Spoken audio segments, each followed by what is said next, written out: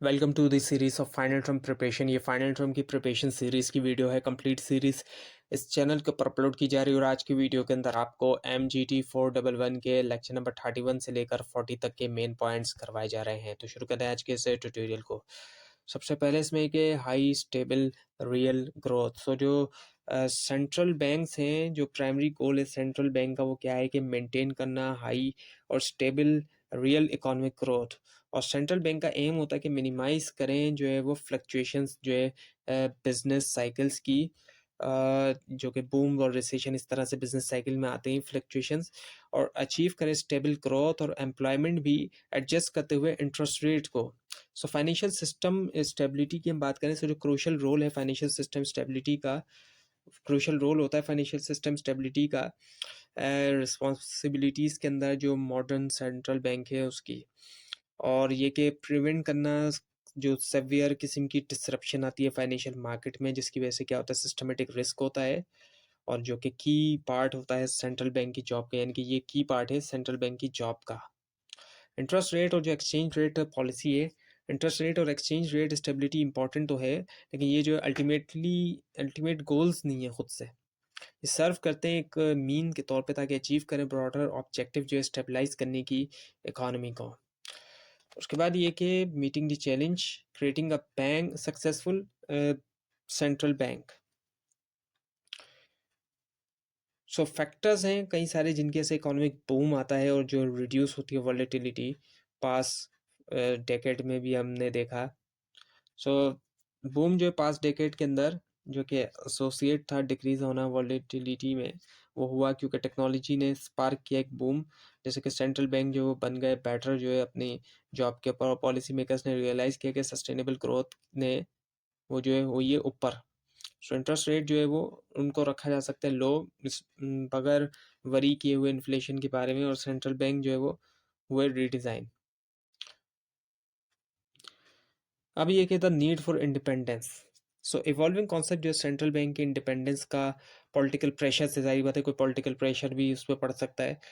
सो एक relatively new idea है कि सेंट्रल बैंक जो है इनिशियली फंक्शन करे एज अ गवर्नमेंट बैंक के तौर पे।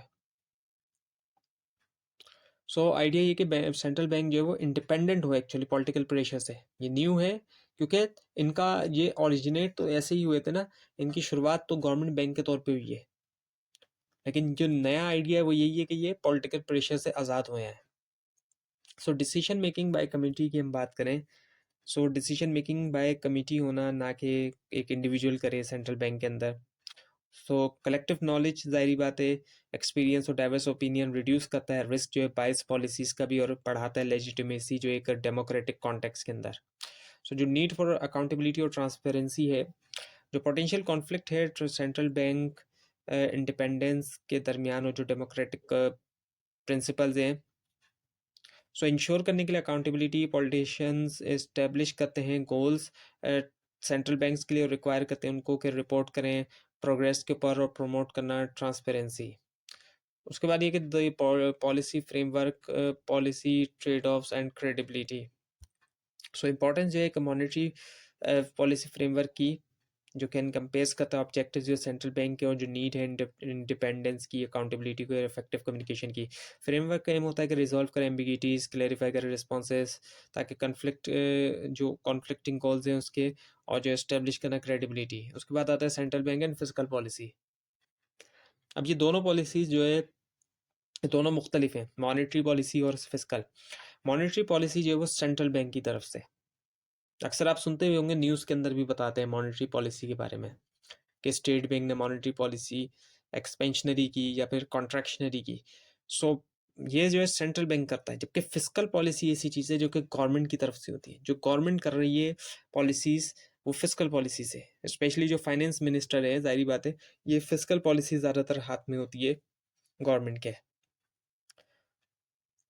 सो सेंट्रल बैंक जाहिर बात है कंट्रोल नहीं करते गवर्नमेंट के बजट को, जो टैक्स और स्पेंडिंग है, लेकिन दोनों मॉनेटरी और फिजिकल पॉलिसीज़ दोनों का एम ये होता है कि इम्प्रूव किया जाए वेल बीइंग पॉपुलेशन की।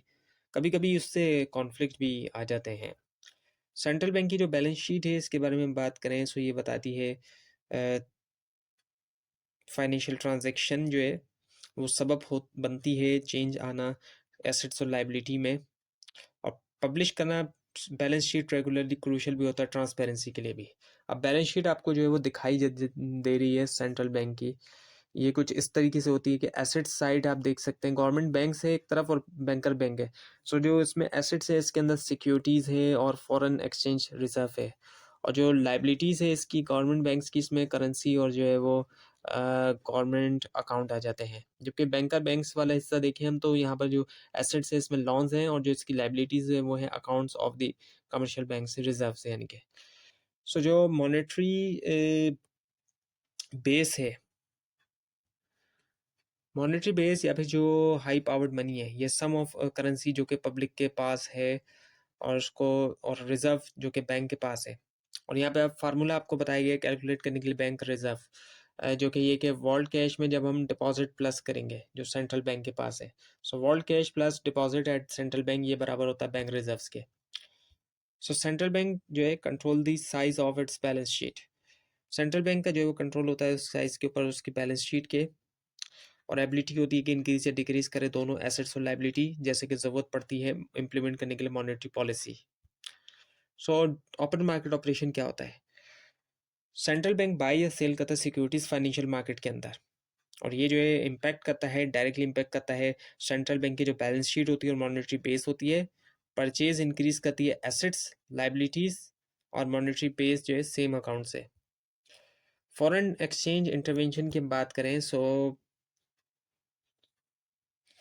फॉरेन एक्सचेंज इंटरवेंशन जहाँ पर सेंट्रल बैंक्स बाय या सेल करते हैं फॉरेन करेंसी, और इम्पैक्ट जो है वो बैलेंस शीट के ऊपर मॉनेटरी बेस के ऊपर सिमिलर होता है ओपन मार्केट ऑपरेशन से। डिस्काउंट लोन की हम बात करें, सो लोन जो कि प्रोवाइड करते हैं सेंट्रल बैंक तो कमर्शियल बैंक्स को, और बैंक रिक्वेस्ट करते हैं लॉन्स को वॉलेंटरीली तौर पर प्रोवाइड करते हुए कोलेटरल यूजुअली ट्रेजरी बॉन्ड्स, और ये लॉन्स इंक्रीज करते हैं बैंक का एसेट्स, सेंट्रल बैंक का एसेट्स और उसकी जो रिजर्व लाइबिलिटीज़ हैं। कैश विड्रॉल की अगर हम बात करें, सो जो इफेक्ट है कैश विड्रॉल का मॉनेटरी बेस के ऊपर, और विड्रॉल ना सिर्फ जो है वो चेंज करते हैं कंपोजिशन जो है बेस के, शिफ्टिंग होना रिजर्व से करेंसी तक, but not it's overall size, ना कि उसके ओवरऑल साइज। सो जो डिपॉजिट क्रिएशन है सिंगल बैंक के अंदर, ओपन मार्केट परचेज जो होती है सेंट्रल बैंक की तरफ से, उससे डिपॉजिट क्रिएशन आता है सिंगल बैंक में, और जब सेंट्रल बैंक बाय करता है सिक्योरिटीज बैंक से, सो बैंक जो है वो हासिल करता है एक्सेस रिजर्व, और जिसको वो लैंड आउट कर सकता है, रिप्लेस करते हैं सिक्योरिटीज जो है लॉन्स के साथ बैलेंस शीट के ऊपर। So deposit expansion in a system of bank की हम बात करें, सो प्रोसेस जो है डिपॉजिट एक्सपेंशन का इंटायर बैंकिंग सिस्टम के अंदर।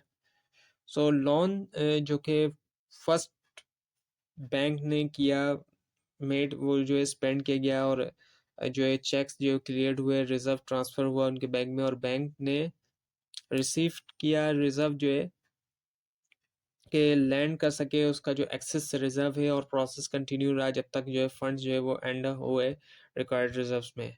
सो टाइप्स ऑफ रिजर्व्स के भी जो है वो टाइप्स हैं, कोई एक तरह के रिजर्व नहीं होते। एक्चुअल रिजर्व्स होते हैं जो कि टोटल रिजर्व होते हैं, रिक्वायर्ड रिजर्व्स होते हैं जो कि मिनिमम रिजर्व बैंक के पास लाजमी तौर पे होना चाहिए, और एक्सेस रिजर्व हो जाता है जो कि रिक्वायर्ड अमाउंट से ज़्यादा होता है।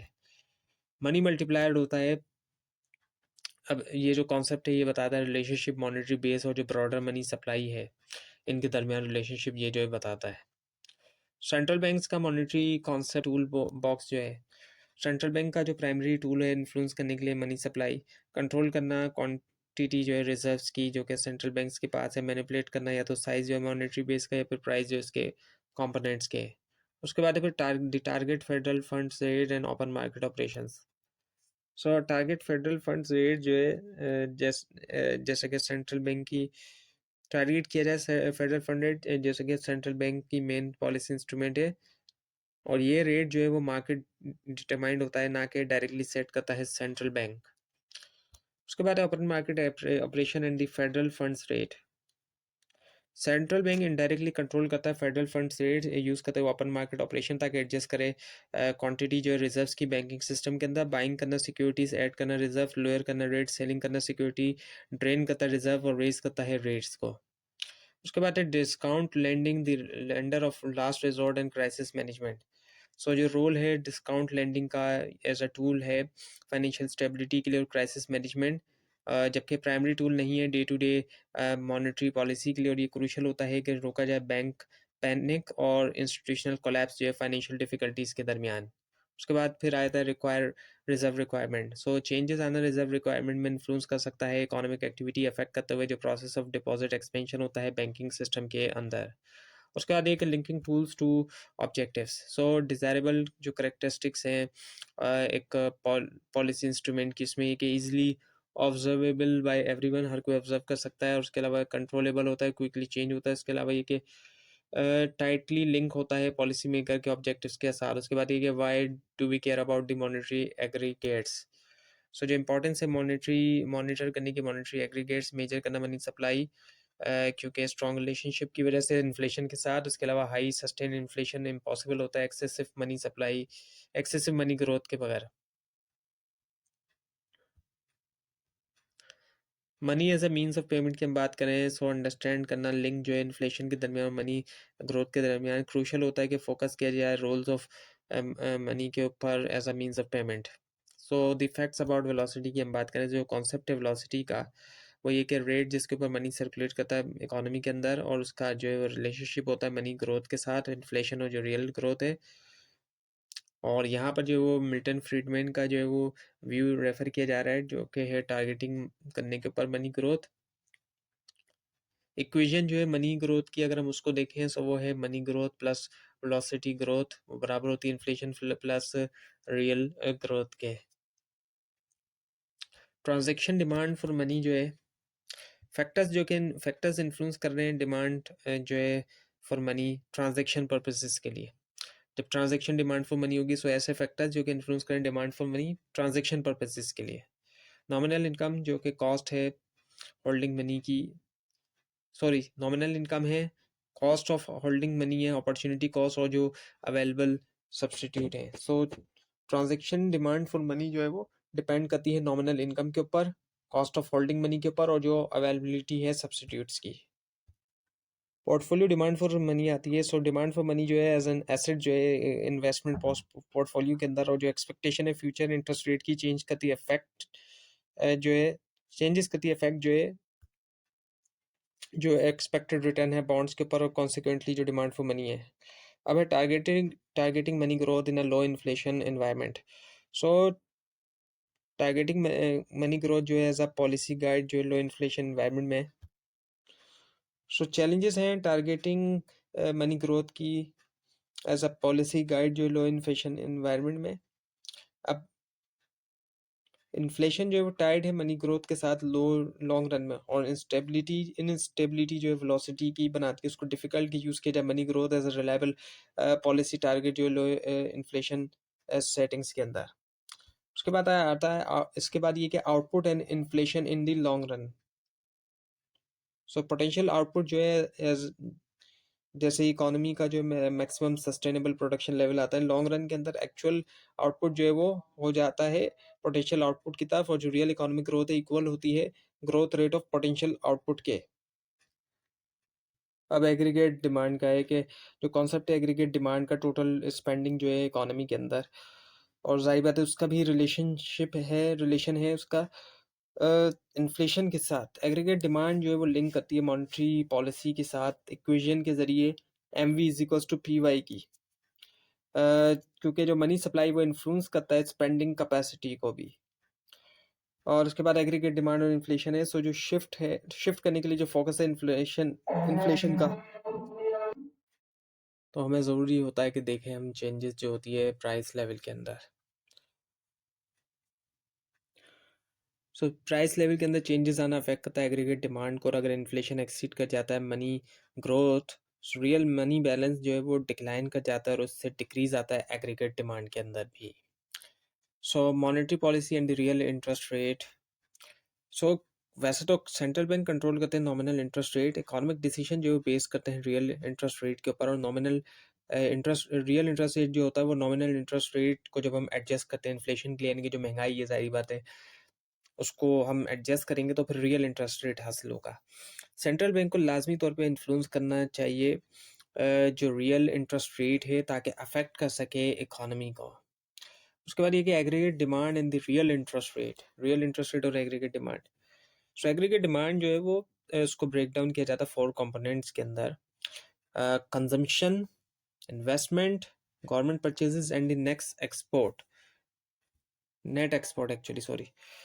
अच्छा, जो एग्रीगेट डिमांड की इक्वेशन है, सो एग्रीगेट गवर्नमेंट की जो नेट डिमांड है उसकी इक्वेशन ये कि इसमें consumption plus investment plus purchase plus net export जो है वो आ जाएगी, और ये इसी को बताया जा रहा है सिंबल्स के ज़रिए भी, लेटर्स के ज़रिए भी। सो वाई ए डी है जो कि एग्रीगेट डिमांड है गवर्नमेंट की, और फिर जो है ये सी जो है वो कंजम्पशन का, फिर आई जो है इन्वेस्टमेंट का, जी जो है वो परचेजेस, और ये जो है वो नेट एक्सपोर्ट का जो है वो हो जाता है। Long run real interest rate की अगर हम बात करें, सो ये जो है रेट होता है जो कि इक्वेट करता है एग्रीगेट डिमांड जो है पोटेंशियल आउटपुट के साथ, और चेंजेस आना फैक्टर्स के अंदर अफेक्ट करते हैं एग्रीगेट डिमांड या पोटेंशियल आउटपुट जो है वो जो है शिफ्ट करेगा इस लॉन्ग रन रेट को। सो उसके बाद है फिर inflation, the real interest rate and the monetary policy reaction curve. So central bank adjust करते हैं नॉमिनल इंटरेस्ट रेट टारगेट जो है रिस्पांस में जो भी इन्फ्लेशन होता है, महंगाई होती है, और जो आउटपुट गैप होता है, और ये रेस करते हैं रेट जब इन्फ्लेशन जो है या आउटपुट जो है वो अबव हो टारगेट के, और लोअर कर देते हैं जब इन्फ्लेशन या आउटपुट जो है वो बिलो टारगेट है। सो ये बिहेवियर जो है समराइज किया जाता है मॉनेटरी पॉलिसी रिएक्शन कर्व के जरिए। तो ये थी आज की वीडियो। आपको इस बारे में कोई क्वेश्चन है, खासतौर पर इसमें कोई मिस्टेक दिखाई दे ज़रूर हाईलाइट कीजिए, और इस पूरी सीरीज़ को देखने के लिए और मिड टर्म और फाइनल टर्म एग्जाम्स के प्रिपरेशन के लिए इस चैनल को सब्सक्राइब कीजिए, बेल आइकन के ऊपर क्लिक कीजिए। Thanks for watching this video and best of luck for your exams.